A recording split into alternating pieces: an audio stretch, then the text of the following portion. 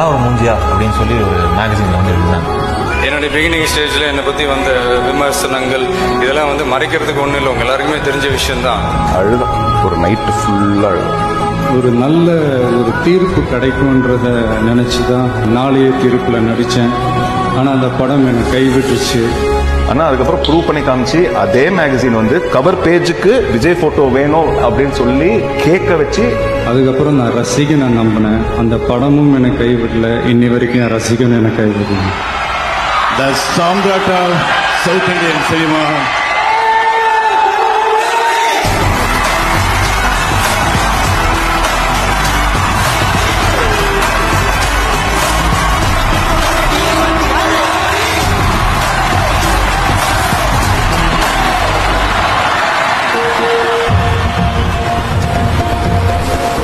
இப்போ எல்லாரும் கூப்பிட்ட மாதிரி ஒரு காலம் வரும், அவங்க எல்லாரும் கூப்பிடுவாங்க.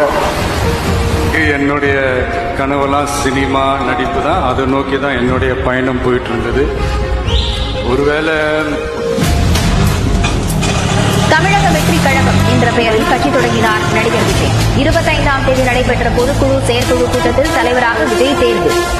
அன்பார்ந்த தமிழ் மக்களுடைய நெஞ்சுக்குள் குடியிருக்கும் தளபதி இனி நேதாவான. கொஞ்சம் ஒரு பக்கம் தளபதி இதுக்கப்புறம் படத்தில் நடிக்க மாட்டாரு, கொஞ்சம் வருத்தமாக தான் இருக்குது. இருந்தாலும் பொலிட்டிக்கல் என்ட்ரி சைடு வந்துட்டு வேற ஒரு தளபதியை நம்ம பார்க்க போகிறோம், கொஞ்சம் எக்ஸைட்டிங்காக தான் இருக்குது.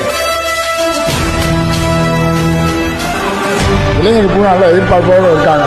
நிறைய விஷயங்கள் பண்ணுவாங்க, நம்ம எதிர்பார்க்கணும். ஆல்ரெடி அவங்க நிறைய பண்ணிட்டு தான் இருக்காங்க.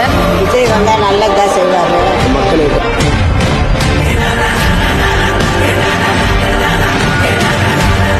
என் நெஞ்சில் குடியிருக்கும் உங்களை கூப்பிடுறாங்க, அவங்களுக்கு தலைவனா கூப்பிடுறாங்க. எதிர்காலத்துல எங்க நல்லது நடந்தாலும் அது நம்ம பசங்க தான் பண்ணியிருப்பாங்க அப்படின்ற மாதிரி ஒரு பேர் ஒன்று எடுக்கணும்.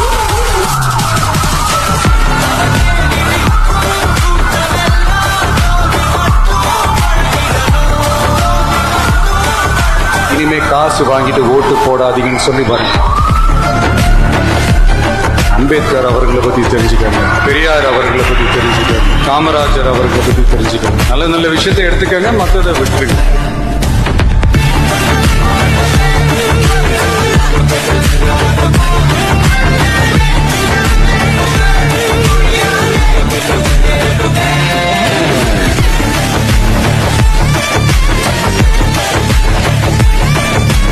நிஜத்துல முதலமைச்சரானா முதலமைச்சரா நடிக்க மாட்டேன்.